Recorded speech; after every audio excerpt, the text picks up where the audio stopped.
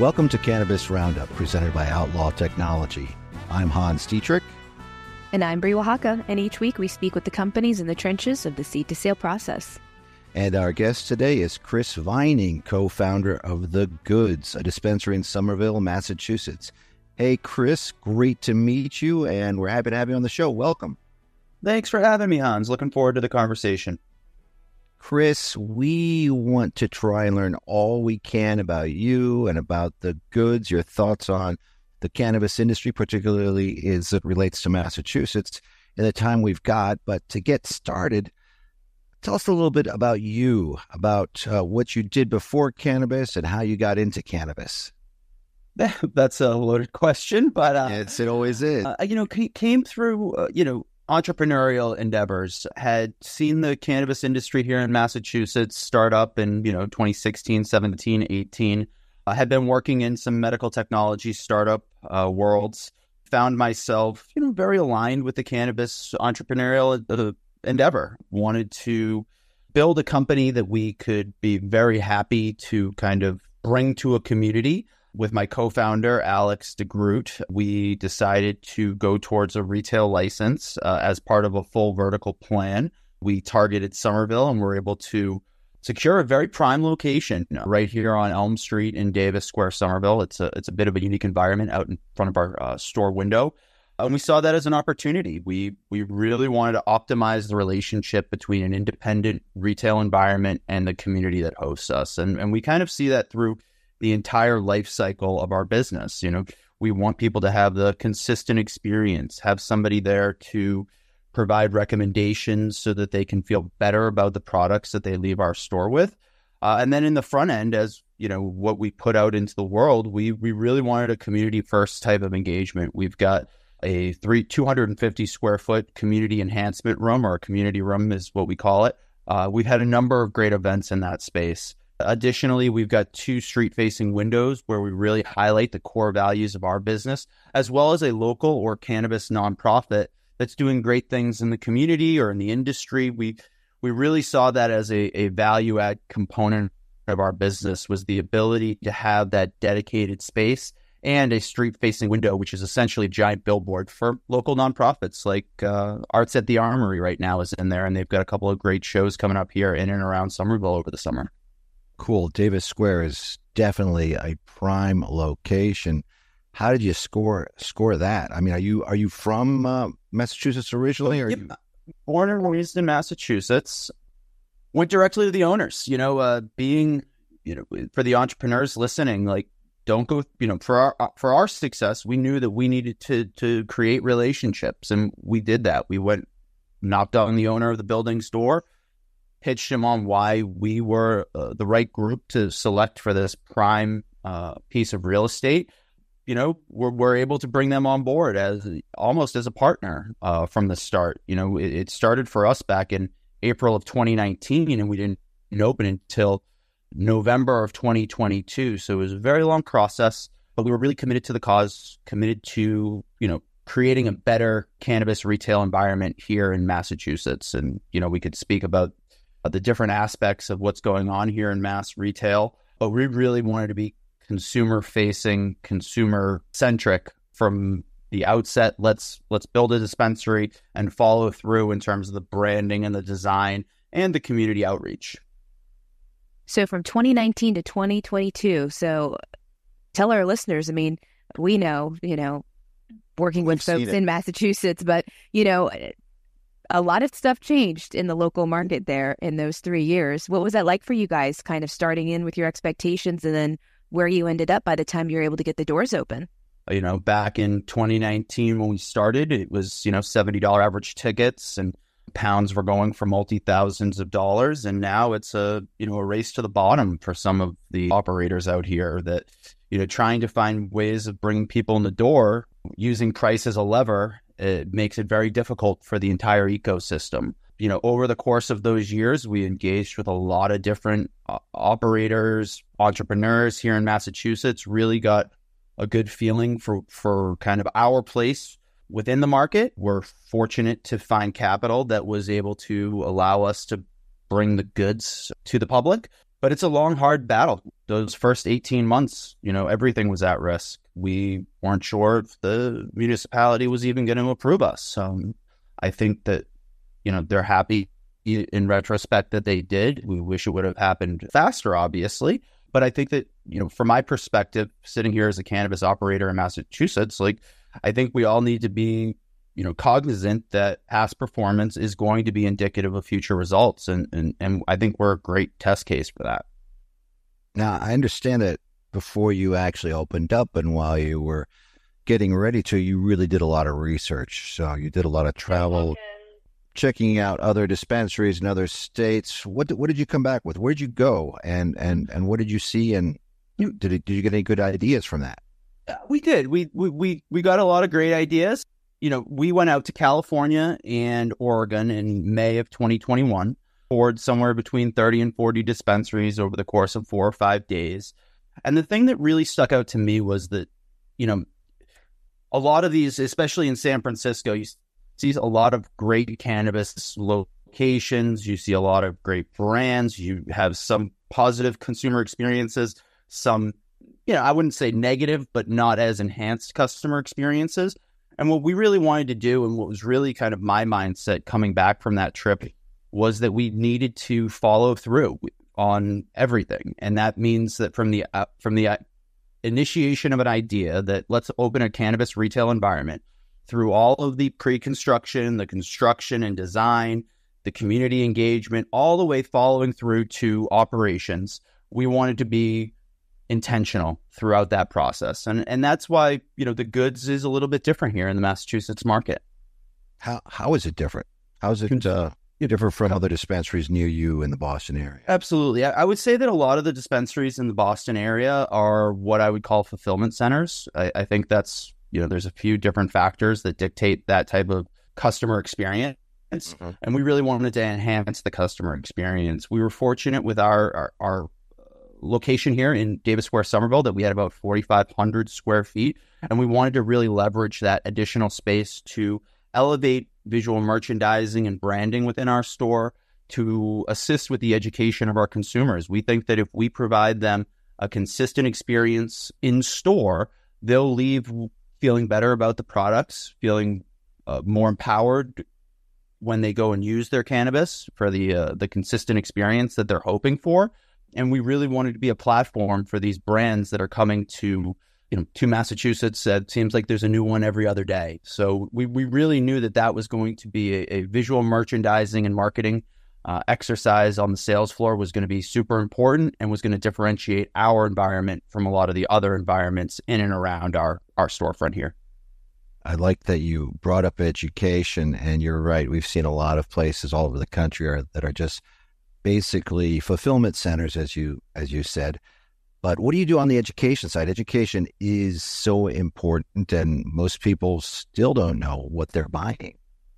Absolutely. We do our best as an independent retail storefront to provide those types of materials. But what we really thought was going to be our differentiator from a consumer education standpoint was going to be a consultative approach, that we really have invested in great people who can advise consumers on their purchases, make sure that they understand why this product and not maybe another product. And that's really the way that we look to attack the issue of consumer education, was to really get out in front of people, encourage a conversation. When we were out in California, I remember being at Harborside out in Oakland, and it's like a CVS. All the products are on the sales floor, but there was still some trepidation or hesitation in between, even between consumers. Oh, you're looking at that, I'm not going to bother you. We wanted to encourage the engagement, to say, hey, we're here to help if you have a question, not, what do you want? Okay, do you want fries with that? No, we want to elevate the experience, provide that level of customer service that I feel is missing in a lot of cannabis retail environments at this moment in time. Even if you have your products out on the sales floor, cannabis is different than other industries where, look, it's a new sort of novelty product. We weren't always able to walk into stores and have, every color under the rainbow, every flavor, every dose size available to us in multiple ways of delivery, edibles versus vapes versus flower. But I mean, it's still the sort of industry where, I'm not able to walk into any store and like grab something and look at the back of the box. You have no idea what the terpene profiles are. And so a lot of it is, educating and, talking with the folks who are there and understanding what's, the profile of something. It might be the same strain, but a completely different manufacturer. And in which case we all know that doesn't mean you're going to get the same effects. Absolutely. 100%. A consistent experience across the full spectrum of engagement within cannabis is needed. It's tough though. It's harder than we even anticipated to build what we think of as as close to a traditional retail shopping experience or environment here at the Goods. It's still a challenge that we look to attack every day. It's hard though. Very difficult. Yeah. What are you guys finding is resonating with folks? Do you ever see kind of a comparison between, folks that order online and what you see your online shoppers buying versus the ones that you get that engagement face to face? So much of it is still price driven. Right now especially in the Massachusetts market where prices have been compressing for the last 18 plus months. We see that, the combination of visual merchandising with supplementary support from our, boots on the ground staffers has been our best tactic to this point. I think over the course of the next, 6, 12, 18 months, we'll look to technology to assist in that engagement that I think that I would have thought coming to market in 2022, the technology would have been a little bit farther ahead. It's just not, unfortunately. We're working, with a lot of different companies. We're having a lot of conversations at this moment in time to really try to enhance that customer experience so that we can get the right customer into the right product at the right price. What products do you focus on? Unfortunately, I haven't been there. Next time I'm in the Boston area, I'm definitely going to come by. But so I'm guessing, just by the way you talk and what you're trying to achieve here, that you have a lot of really good premium craft flower products like that. And, if you're able to, please tell us what you have and, where you're getting them from. Who are your cultivators? Who are your suppliers? Who are your wholesalers? Everybody. We touch a little bit of everybody from, the big MSOs. We do sell High Supply from Cresco, and we sell the Nature's Heritage ARL. But then we also supplement with smaller brands like a Fathom Cannabis or a Coast Cannabis, who's an independent gummy maker, as well as chocolate bars and vapes out here. So we really want to have a cross section of the entire industry here. We're an independent retailer that I think that it's important for us to have a little bit of everything, because every customer could potentially want Cresco products, or maybe they want that small craft cultivation from somebody like Fathom or Bailey's. So that it is difficult for us to keep everything, to the inventory levels that we want. And that's part of the challenge that we're hoping technology will be able to assist us with, both in making our external buying decisions, as well as, formulating a menu that works for everybody. We all know that it's really tough in Massachusetts with the 5 milligram edible dosage. That really makes it difficult for us to differentiate that portion of our menu. So we do use visual merchandising. Buona, for instance, has come in and done a great display. We're talking with companies like Kiva and Wild about potentially coming onto our sales floor to find what's going to activate a brand here in Massachusetts. What key information do we want to download onto the consumer during the shopping experience so that they can, create a relationship with the products that we sell and the brands that make them. You talked a bit about hoping to have technology help you out with that. What does your current tech stack look like as far as POS and, grabbing that customer data and menus and such? So right now, because of the consultative approach that we have engaged on, we run a Jane e-commerce environment over a Dutchie POS, where the majority of our orders come through the e-commerce environment. We will probably look to bring the full tech stack to a single vendor so that we can better assist the consumer. We think that, having this mildly broken system with a e-commerce that's not directly connected to the POS was very good for us at the start of our operations. We need to enhance it. We need to, find ways of engaging the consumer, bringing more loyalty into the picture here. so that we can, really be that independent operator that serves the consumer from the second they walk in the door right through the second they walk out.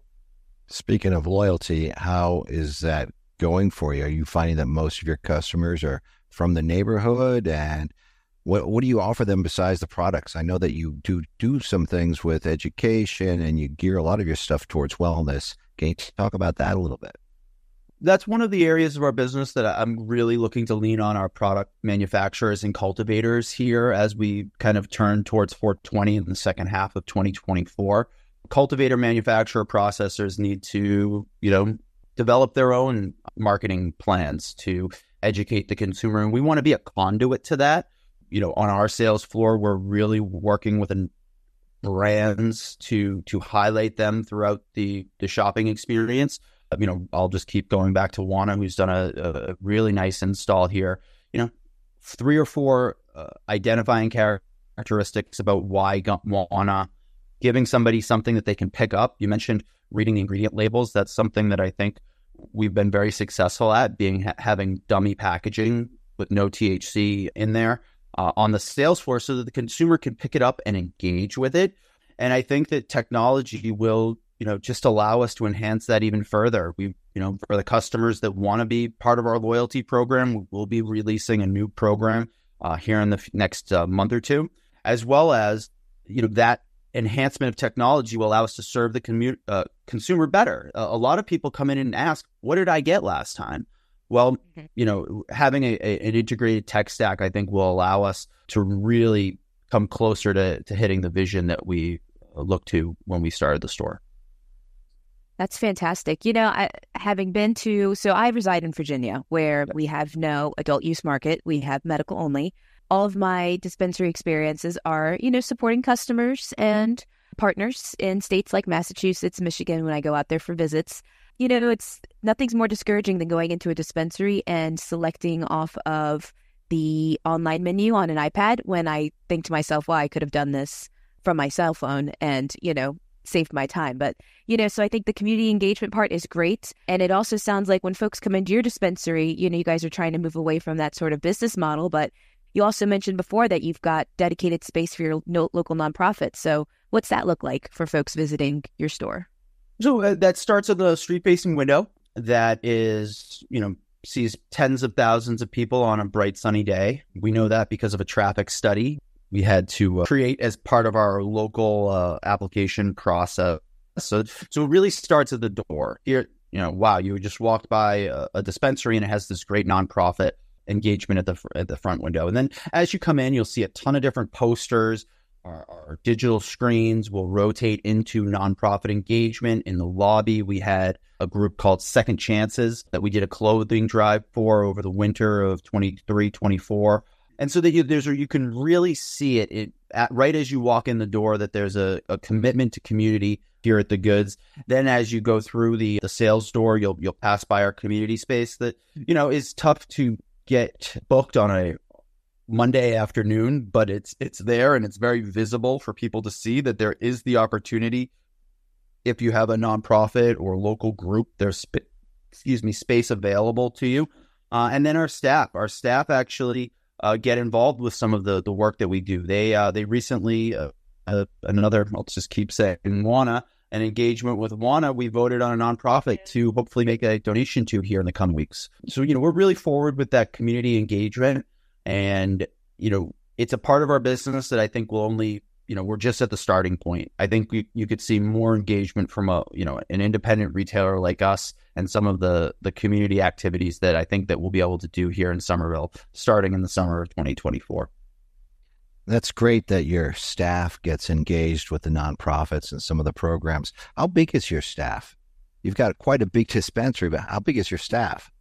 It's about 20 people, a little bit less. It's retail, so that we do get some turnover, and that's totally natural. We've been fortunate to have some staffers with us since we started back in November of 2022. And, it's a combination of people who have been here for a long time and people who are just coming through on a short duration. We wish that it was easier for us to bring on staffers. just because of the compliance nature, it can take anywhere from 2 to 4 weeks to bring on somebody new. So, very fortunate that we've had, some OG staffers who have been with us since the start. Been such a pleasurable experience learning about the people that work for us and work with us. That's one of those little things that you don't realize when you start the business is how you're going to feel about the people that work for you. That speaks highly of you and the goods that you have. Some staff that have been there since the beginning, they are OG, even it's only a little bit over 2 years. It's in this industry, we see how often people move around, particularly on the retail side. Saying that, though, one of the really difficult things that we've seen throughout the industry is this: when people do transition from another job or leave, the tech stack suffers because, like you were saying, the onboarding takes so long. But if the people don't own the tech stack, or the managers and the owners of the retail facility or cultivation facility, processing, whatever, don't own the tech stack, people don't know how to use it. And it just sits there unused. So taking ownership is key. How do you ensure that happens with your people? Yeah. And I think that a lot of this will come from the transition on our tech stack that we talked about earlier, that, a requirement for better training materials is something that I'm going to be very much pushing for as we make a decision between, one of the various tech stacks that are available to us. That we need to make it easier for somebody to learn how to do this job so that we can focus on the important parts, which is, learning learning the products so that you can knowledgeably have a conversation, presenting upsell opportunities to the consumers and launching new products. That if we're not bogged down by trying to understand how to move some of the products, some of the manual testing inputs that need to go in on the back end in our vault, we can really focus on that consumer experience. And that's what I think is more fun than entering testing data into a POS or e-commerce catalog. We'll have to talk.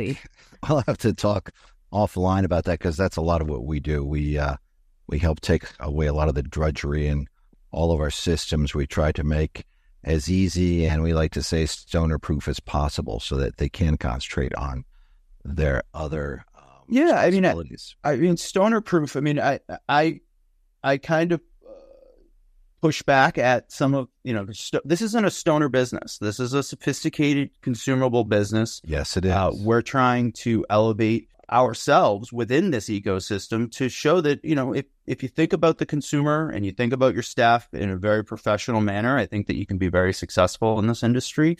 Nobody does this on purpose, but, people get into this industry without kind of understanding how the business is actually going to operate in practice. There's a lot of theory that's discussed that we really sought to elevate and position the goods as a cannabis authority that cares about its consumers.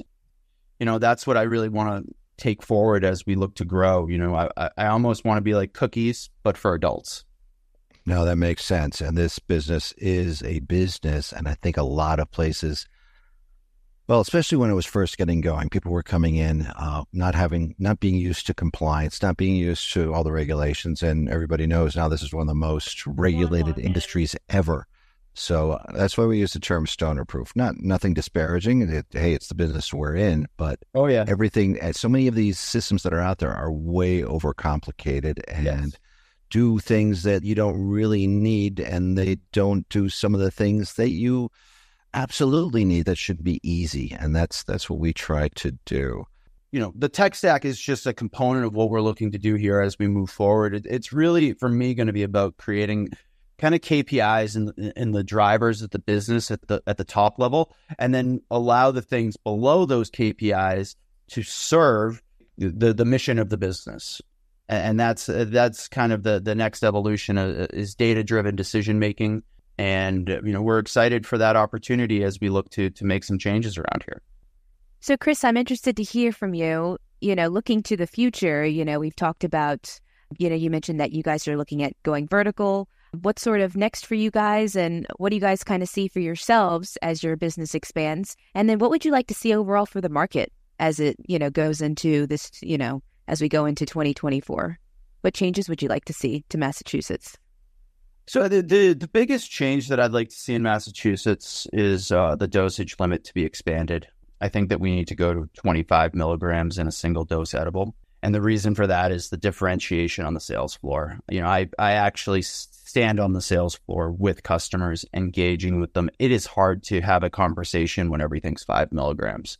So that's something that I would love to see. I'd also love to see the social equity fund get distributed or envisioned in maybe a different manner than a lot of people might think. I have my 2 cents on how to successfully run one of these businesses. And, while I know that the social equity fund has a lot of great things behind it, I think that we need to have, the practice of how these funds are going to be distributed.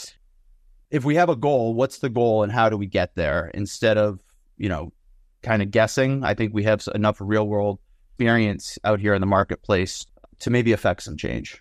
There's enough data now to make better decisions. Absolutely. No doubt about that.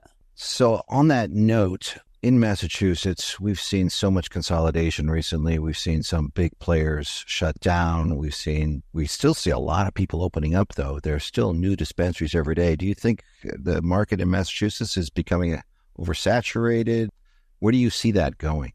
That's a great question. I think that, these companies were built on projections that likely don't exist anymore. A realization of what these independent retail locations, especially on the eastern side of Massachusetts, are actually going to do now that the market is, more mature. That's the big issue. Some of these companies that are able to kind of change some of their cost structures or cost centers will be able to evolve and adapt and hopefully grow. But unfortunately, I think that some of these businesses, and for a number of different reasons, you might just not be able to make it to the other side. That's the unfortunate reality.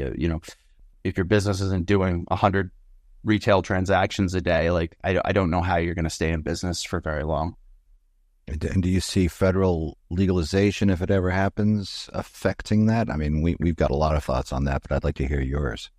I don't think about federal legalization in this moment. It's too big and bring a number of different changes to the marketplace. Hopefully that some of these, safe banking and rescheduling, I think those are more realistic to think about how they'll affect our business. And, I say that the more ways that we can be considered a traditional retail business, the better.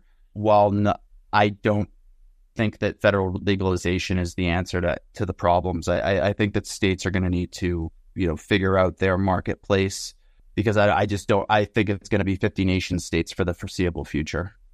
Yeah, we're kind of on the same page as you are. Yeah, federal legalization, we're not quite ready for it. I think it's a ways off anyway. But on that note, we've actually gone through a half hour very, very quickly here, but we still want to cover a couple more things. First and foremost, absolutely, what are your social media handles? How do people contact you?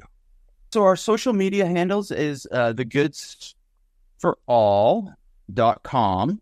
That's our website. And at The Goods for All is our Instagram. So it's thegoodsforall.com is our website, and The Goods for All on Instagram is our social media. And we end every episode with the same question. I gave you a heads up on this, Chris, so I hope you're ready. Brie, would you please do the honors? Yeah, Chris, so we'd love to know who your favorite outlaw is. So this is, do we have an extra minute here? Because yeah, we got time. I don't have a favorite outlaw. I don't like outlaws. I'm a good guy. I think that the glamorization of some of the outlaw characteristics of this industry might lead us down a path that we're not quite, that sophisticated businesses that I see and the vision I have for my place within the industry is very law abiding. And, I embrace regulations. I want to see the black market, in Massachusetts go away to some extent. But I did think of an answer, and Omar Little, at least, he was robbing from other criminals, had some values attached to the way that he looked to operate. I guess you'd call it a business, if not Omar. So that's my kind of long-winded answer. Wasn't expecting an outlaw question before I saw your email. There's my 2 cents on the matter. Well, some places, some people are considered outlaws in other countries or in other times that today would be considered law-abiding citizens. We've had answers, ranging from Billy the Kid and Alexei Navalny. And so it could be anybody you want. Omar Little's a good choice. Yeah. So that's the one I'm going with. Well, thank you very much for being here with us today, Chris. We really enjoyed speaking with you and hearing about the goods and about how you got into the business and your thoughts on where the market's going. Well, thank you both for the time. Hope to talk again soon. And thanks, everyone, for listening. If you have any questions you'd like us to ask on our show about compliance, metric, or automation, please email them to us at info@outlawtechnology.net. You can download past episodes of our program by going to outlawtechnology.net, cannabisradio.com, or the Cannabis Radio app for iTunes and Google Play, as well as subscribing to the show on Apple Podcasts, Google Podcasts, Amazon Music, Pandora, YouTube, and Spotify. Thanks for listening, and be well.